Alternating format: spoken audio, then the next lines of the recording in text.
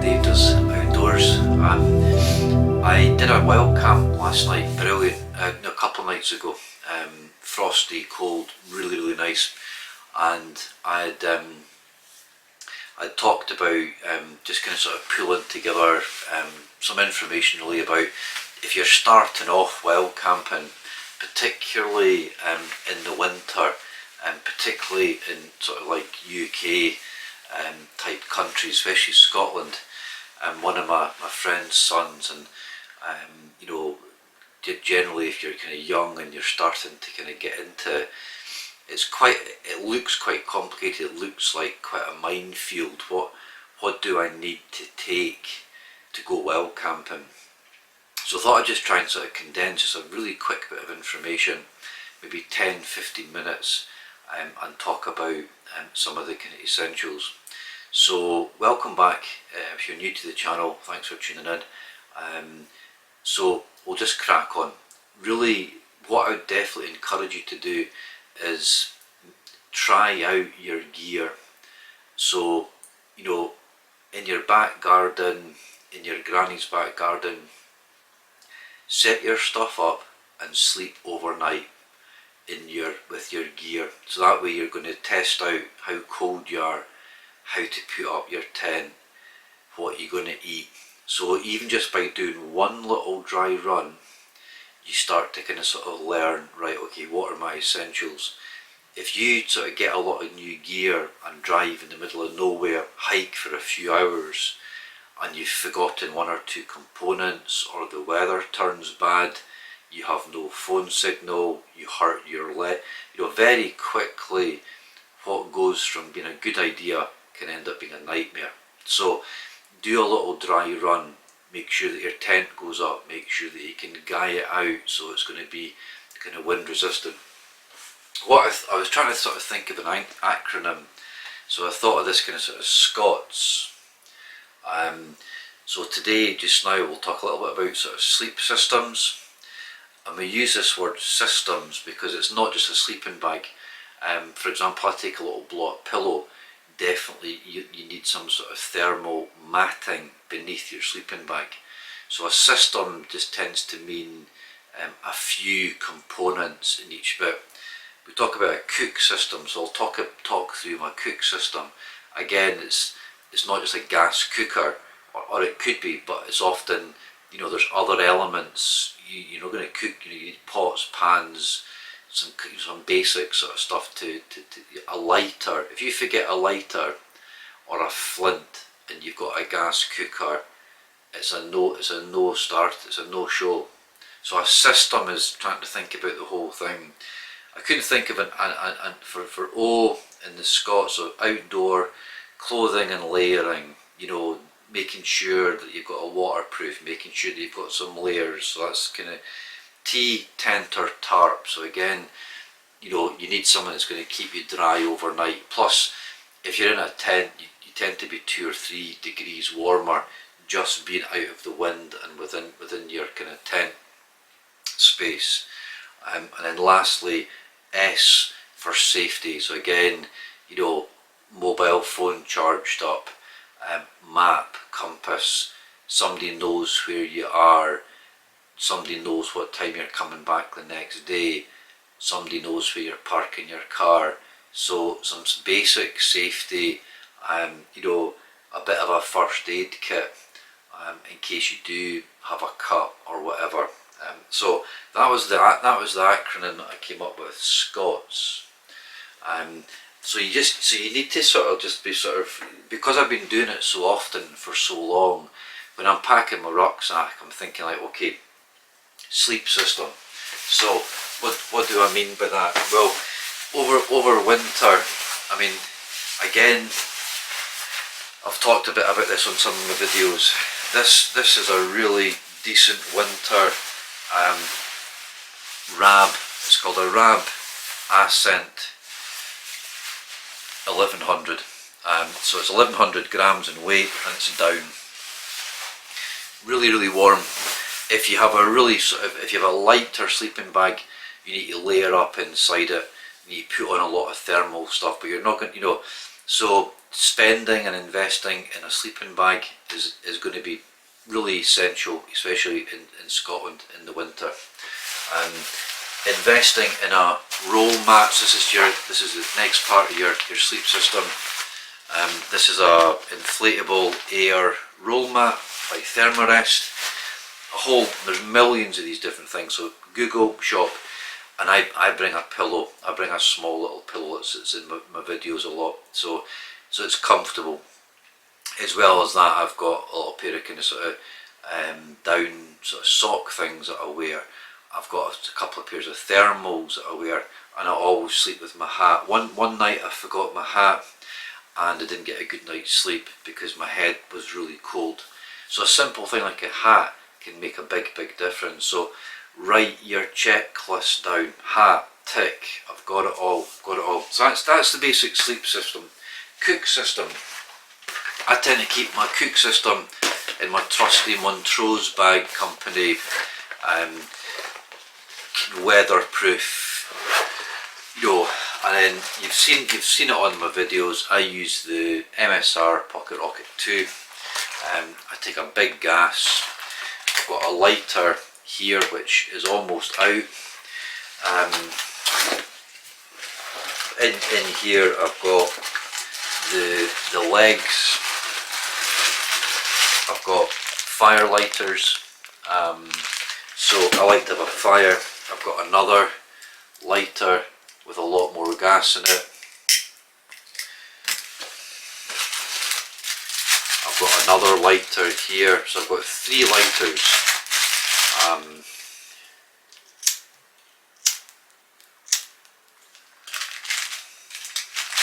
Again, weatherproof.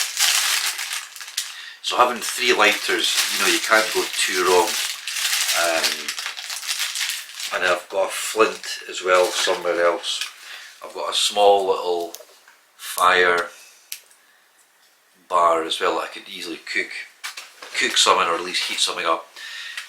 So that's my cook system. I like to cook on open fire. It doesn't cost anything.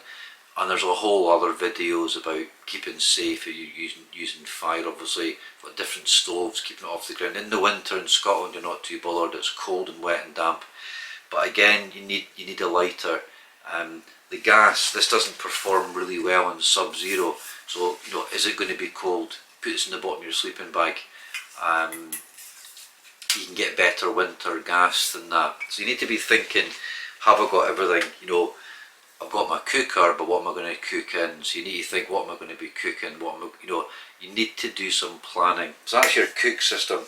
Outdoor clothing speaks for itself. I mean, over the years I've got some nice stuff. Mountain equipment, this fleecy hood,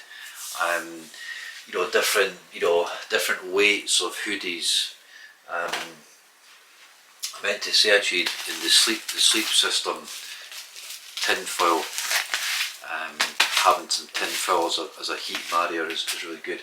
So your clothing, layers are key. So some people like merino wool, other people think that synthetics are better for wicking, warmth retention. Again, there's all sorts of kind of conflicting. Find your own, but don't go up into the Scottish mountains with a t-shirt, a wee jumper and a jacket. If you start getting cold, you need to be able to put on loads of stuff. If you're in a sleeping bag at night and you're getting cold, you need to put on some thermal leggings, some over trousers, some couple of pairs of thick dry socks, jumper, hats, gloves. My hands get really cold, so you need to make sure you've got some decent gloves, or at least some socks that you could use. So clothing's really key. Tea. So we're working through our acronym SCOTS. T, tent or tarp. So again, if it starts bucketing with rain, what are you going to do? What are you going to use to keep yourself warm? So again, tent wise, I love the Scarp One by Tarp tent. That's about a £500 tent. It's a 4-season tent, so that will withstand 40-50 mile/hour winds. It'll withstand snow and so on and so forth. If you buy a £50 Van Gogh off the internet, and it's it'll be fine. But you start, I wouldn't camp in anything over 50 mile/hour winds. I'd check in the weather. So again, we'll talk about that in the safety section. But get a tent. Normally they're seam sealed. People talk about this seam sealing. When they stitch a panel together, sometimes you need to seam seal. So in the tarp you do, most tents come seam sealed already. It just means that if it's starting to really heavy rain, sometimes the seams of a tent, don't overly worry that. Your first time out, most of you will stay dry. If it's only for an overnight, then you're going to be going home the next day anyway. But again, research your tent, invest in a decent tent. Is it going to last you a good while? Most modern day tents are going to be durable. I wouldn't recommend these pop-up single layer tents. It's just a nightmare. You want a double layer tent. Tarps, again, that's a different sort of skill set in terms of your kind of sort of knots and your guy lines and your, so a decent little tent, all you need. S for safety. Final point on our Scots acronym. Safety, so again, we talked a bit about that. Thinking about your warmth, thinking about your communications, thinking about your food. Not only safety, but when you go away for a night, you want to enjoy yourself, you want to have fun, you want to take some treats, you want to be warm, you want to be dry. So just take your time, write a list, think about what you would be needing, but making sure somebody knows where you are. A little bit of first aid. Don't go too far the first couple of trips. You'll have just as much fun down the local river, somewhere out the way, than way up north where it could be, the risks are increased massively. If you're starting to get some elevation, you're going up north, the weather can drop, -10, you need to be pretty organised. So think safety, hats, gloves, just take your time, anything that you think that's going to increase and make things a bit safer is really worth its weight.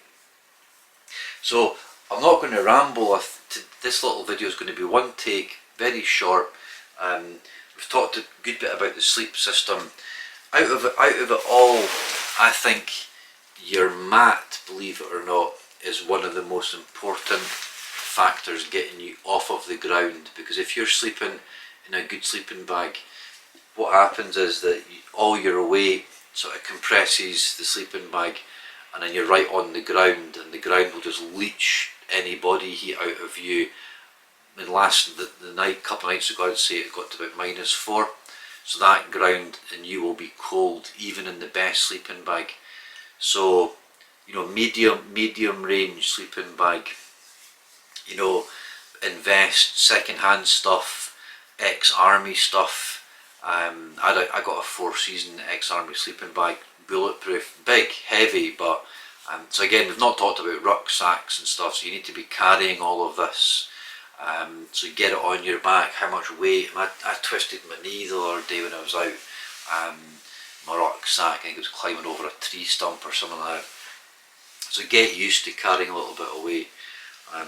So I'm not going to ramble on much else. I'd put water bottle here. So again, in terms of safety, keep hydrated. If you're going to be drinking out of streams, I'd recommend that you get a little filter. So again, Google water filters for camping. A whole range. You can spend as much as you want. You can spend.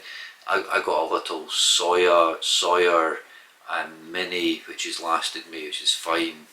Even that was £25, but you can get water filter systems for 300.